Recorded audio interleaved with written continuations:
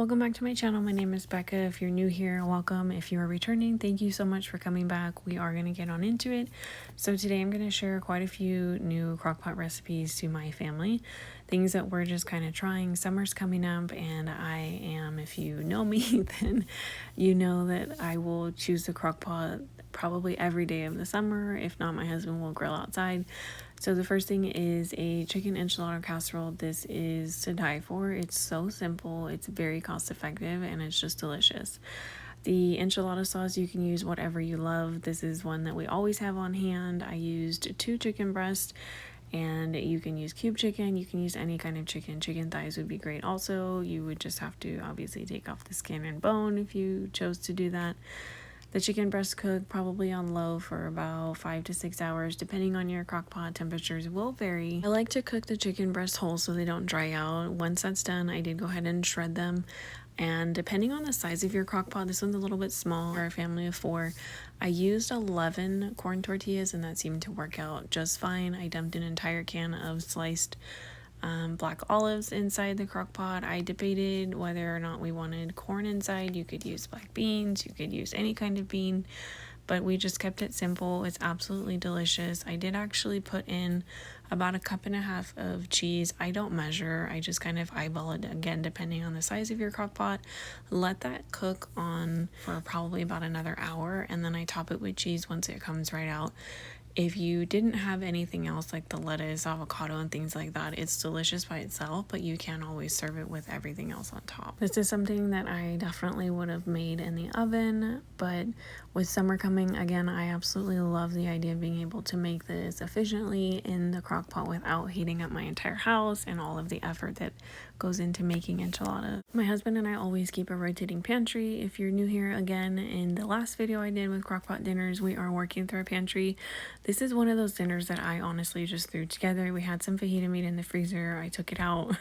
I took out a can of beans, and it's kind of like a copycat Rotel, I think. I've actually never used Rotel. I always buy like the cheaper brand, and this happened to be on sale. So I have quite a few cans I just need to use through.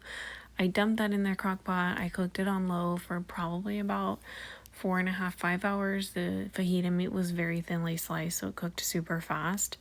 I tasted the copycat Rotel and I thought it needed a little bit more salt and pepper, and I always add cumin to everything that my husband and I eat, so I let that stew down, and this made a really delicious plate of nachos. This is just one of those dinners, again, during the summer or honestly any time of the year. I'm always down to use their crock pot because it's, I think, a very efficient way of cooking.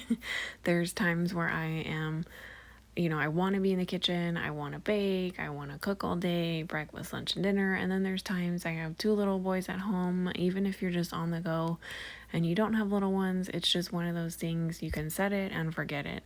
So that was one of the dinners, and it's definitely something that we'll be making again. So I would highly recommend this. And you know what, when you're cooking, especially if you're working through a pantry or just working on things, don't be afraid to try it out. I would have liked to probably sear the meat and add a little bit more seasoning the next time I make it, but it's something that I wouldn't have known had I not tried. So here's how it turned out. We loved it. We topped it with tomato, avocado.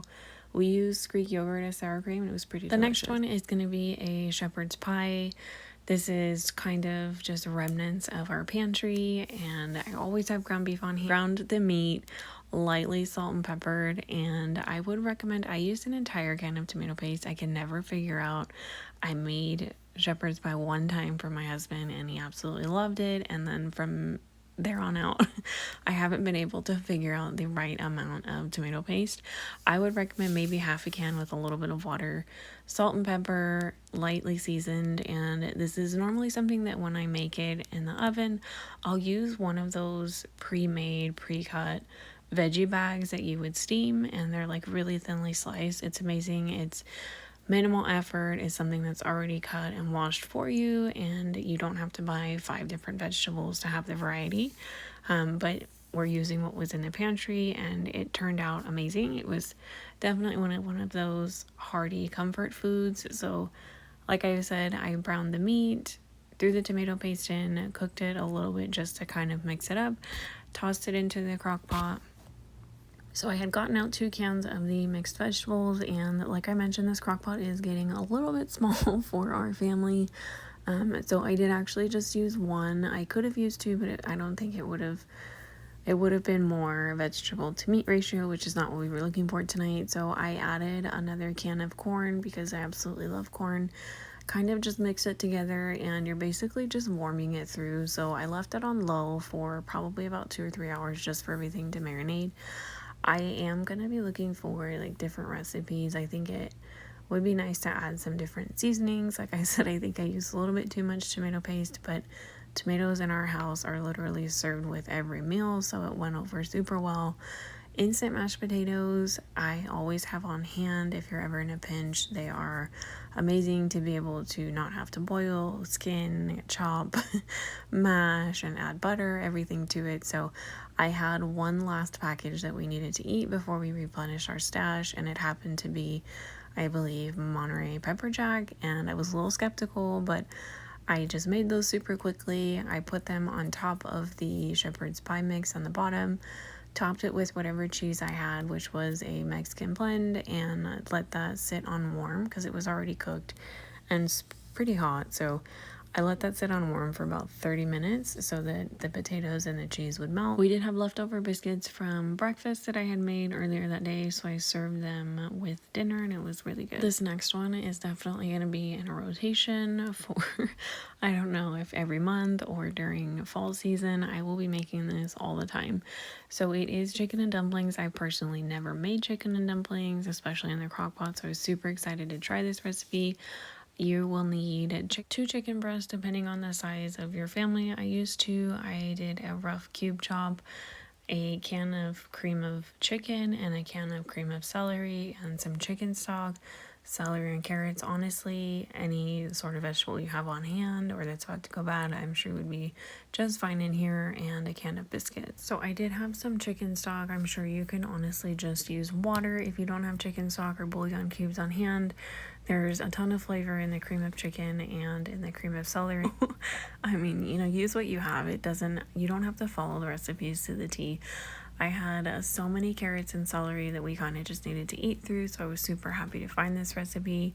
I started to measure. Again, I really just like to eyeball things. I get somewhat stressed out and annoyed with measuring, so just to go with what your gut tells you in your own crock pot, I filled mine all the way up to the very top. I wanted to make sure that I could use as many vegetables as I could, and I kind of just stirred everything together. I don't like the idea of the congealed soup just sitting. I wanted to make sure that it was gonna cook evenly as far as flavors, so I stirred it as best as I could. I did go ahead and add quite a bit of pepper. We absolutely love pepper in this house, so I added a ton of pepper, and I added a little bit of basil and a little bit of oregano. Use the spices you have in your cabinet. You don't always have to go out and buy more. You'd be surprised what you can come up with what you have at home. Put that on low, let it simmer. It's gonna smell amazing in a few hours. I think I let mine go. I started at about 7:30 in the morning, and we let it go probably until about 3:30. So at that time, you can see everything's pretty much cooked. I did go ahead and chop up all 8 biscuits. I didn't want to waste any of them, so I cut them up into quarters, dropped them in, stirred them in as best I could, popped the top back on, left it for about another hour, and this is what it turned out. Like I said, this is definitely going to be a new favorite of ours. So if you like this video, don't forget to give this video a thumbs up. Thank you so much for watching. Let me know what your favorite summer recipes are in the crock pot. I am always looking for new recipes, and I will catch you in the next video. Don't forget to subscribe, and I'll see you next week.